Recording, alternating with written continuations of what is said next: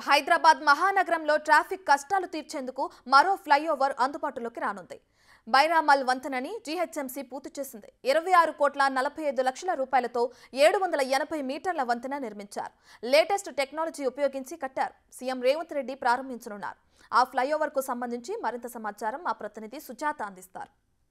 హైదరాబాద్ మహానగరంలో ట్రాఫిక్ రోజు రోజుకి పెరిగిపోతుంది. ఈ ట్రాఫిక్ ని కంట్రోల్ చేయడానికి ప్రభుత్వం అత్యధిక టెక్నాలజీని ఉపయోగిస్తూ కీలక నిర్ణయం తీసుకుంది. బైరామల్ వంతెన నిర్మాణంతో ట్రాఫిక్ కి చెక్ పెట్టేందుకైతే మాత్రము వంతెన నిర్మాణాన్ని నిర్మించింది. దాదాపు 780 మీటర్ల పొడవు ఉన్నటువంటి ఈ వంతెన వై ఆకారంలో ఉంది. ఈ వంతెనకి సంబంధించి మనం చూస్తున్నాం కదా, స్పీడ్కి వెళ్ళేటువంటి వాహనాలు ఏవైతే ఉంటాయో ఆ వాహనాల స్పీడ్ని 40 వరకే వెళ్ళాలి అని చెప్పేసి సింబాలిక్గా అటు బోర్డులను నిర్మించడంతో పాటు ఎక్కడైతే యూటర్న్ కర్వ్స్ ఉంటాయో వాటిని నియంత్రించేందుకు ఎలాంటి ఇన్సిడెంట్స్ జరగకుండా బోర్డ్స్ని ఏర్పాటు చేశారు. ఒకవేళ స్ట్రైట్గా రూట్ ఉంటే దీనికి సంబంధించి యారో మార్క్ను వేశారు. కర్వ్ ఉంటే మాత్రము అక్కడ యూటర్న్ లాగా ఒక సింబాలిక్ గాని బోర్డ్స్ మీద ఏర్పాటు చేశారు. ప్రత్యేకించి ఈ వై నిర్మాణంలో ఉన్నటువంటి ఈ బైరామల్ వంతెనకి సంబంధించి ఎక్కడెక్కడికి వెళ్తాయి, ఎటు వెళ్ళాలి అని ఆరో మార్క్స్ తో ఒక బోర్డుని కూడా ఏర్పాటు చేశారు. ఆ బోర్డుని మనం ఒకసారి చూస్తే విజయవాడ హయత్ నగర్ వెళ్లే రూట్ ని మెన్షన్ చేశారు. దాంతో పాటు సెకండ్ గా అంటే ఆల్టర్నేటివ్ గా మరొక రూట్ కి వెళ్లేందుకు అయితే మాత్రం అవంతా నాగార్జున సాగర్, బిఎన్ రెడ్డి వెళ్లేందుకు ఈ వీటి ఫ్లైఓవర్ ఎండింగ్ అవ్వగానే ఆల్టర్నేటివ్ రూట్స్ అంటే రోడ్స్ ఏవైతే ఉంటాయో వాటి కనెక్టివిటీగా ఈ వంతెన్ని అత్యధిక టెక్నాలజీతో ఉపయోగించారని చెప్పుకోవచ్చు. మరోవైపు సాధారణంగా మనం రోడ్స్ మీద సిగ్నల్స్ ని చూస్తూ ఉంటాము. అలాంటి సిగ్నల్ కి సంబంధించి వంతెన మీద ఎక్కడా కూడా కనిపించదు. కానీ ఆ వంతెనకి సంబంధించి అటు సోలార్ కి సంబంధించినటువంటి ట్రాఫిక్ కి సంబంధించినటువంటి లైట్స్ ని కూడా ఏర్పాటు చేశారు. మనం చూస్తున్నాం కదా, అంటే సోలార్ ద్వారా అది లైట్ అనేది రావడము అటు ట్రాఫిక్ కి సంబంధించినటువంటి అలర్ట్ ని కూడా చూపిస్తూ ఉంటుంది. మరోవైపు మరికొద్ది రోజుల్లోనే ఈ ఫ్లైఓవర్ అనేది ప్రారంభోత్సవం సీఎం రేవంత్ రెడ్డి చేయబోతున్నారు కాబట్టి ఈ పనులు మొత్తం కూడా చకచక అన్ని కూడా కంప్లీట్ చేశారు. మరోవైపు లైట్స్ ని ఏర్పాటు చేశారు. రోడ్స్ మీద కూడా ఓవర్ స్పీడ్ వెళ్ళొద్దు అని సింబాలిక్ గా అటు 40 స్పీడ్ తో పాటు యారో మార్క్స్ ని ఏర్పాటు చేశారు. మరోవైపు చూస్తున్నాం కదా, ఈ ఫ్లైఓవర్ చుట్టూ కూడా ఆల్టర్నేటివ్ రోడ్స్ కి కనెక్టివిటీగా ఉంది.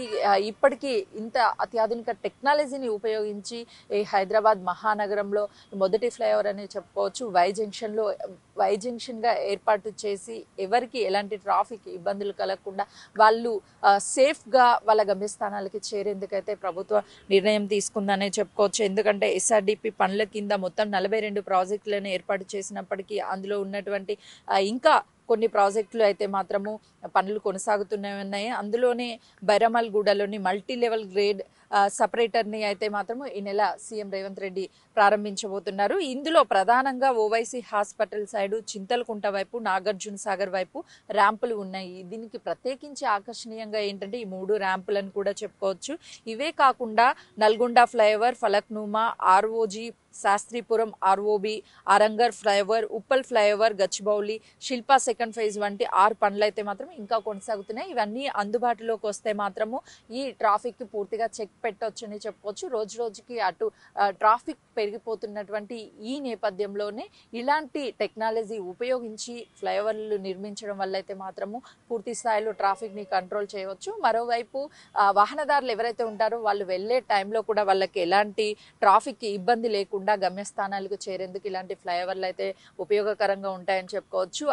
ఇలాంటి అంటే బైరామల్ కావచ్చు, ఈ ప్రాంతాలలో ఎక్కువగా అత్యధికంగా ట్రాఫిక్ ఉంటుంది. ఆ ట్రాఫిక్ ని కంట్రోల్ చేయడానికి ఈ ప్రాంతంలో ఇలాంటి ఫ్లైఓవర్ ని నిర్మించారనే చెప్పుకోవచ్చు. మనం చూస్తున్నాం కదా, కనెక్టివిటీ రోడ్స్ ఏవైతే ఉంటాయో కొన్ని ఫ్లైఓవర్లు నిర్మించినప్పటికీ కూడా ఆ రోడ్స్ కి సంబంధించి ఇంకా ట్రాఫిక్ ని కంట్రోల్ చేయలేకపోతున్నారు అన్న నేపథ్యంలోనే ఇలాంటి ఫ్లైఓవర్ కానీ అందుబాటులోకి వస్తే వాహనదారులకు కొంతమేరకు ఉపశమనం కలిగించవచ్చు అనే ఒక ఉద్దేశంతోనే ఇలాంటి నిర్మాణాలు చేపట్టారని చెప్పుకోవచ్చు. ఎందుకంటే కీలకంగా విజయవాడ వెళ్ళేటువంటి ఎవరైతే ఉంటారో వాళ్ళకి ఈ వంతెన వల్ల చాలా ఉపయోగకరంగా ఉంటుంది. వాహనదారులు కూడా ఆనందం వ్యక్తం చేస్తున్నారు. మరోవైపు ఇంకా కొన్ని సెకండ్ ఫేజ్ కి సంబంధించి ఎస్ఆర్డిపికి సంబంధించినటువంటి కొన్ని పనులు ఉన్నాయి కాబట్టి ఆ పనులకి సంబంధించి ముఖ్యమంత్రి రేవంత్ రెడ్డి ఈ బైరామల్ వంతెన నిర్మాణానికి సంబంధించి పూర్తి స్థాయిలో పనులు మొత్తం అయిపోయాయి కాబట్టి ఈ నెల ప్రారంభోత్సవానికి వస్తున్నటువంటి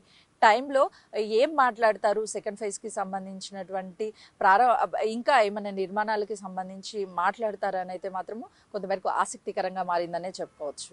చూసాం కదా, దాదాపు 780 మీటర్ల పొడవు ఉన్నటువంటి బైరామల్ వంతెన ఇక్కడ నుంచే ప్రారంభమవుతుంది. అటు 2 రోడ్లను కలుపుకునేటువంటి నాగార్జున సాగర్, అదేవిధంగా విజయవాడకి వెళ్ళేటువంటి రూట్స్ ని కూడా కనెక్ట్ చేస్తూ ఈ ఫ్లైఓవర్ ని అత్యంత ఆధునికరంగా నిర్మించారనే చెప్పుకోవచ్చు. కెమెరామెన్ శ్రీకాంత్ తో సుజాత, బైరామల్.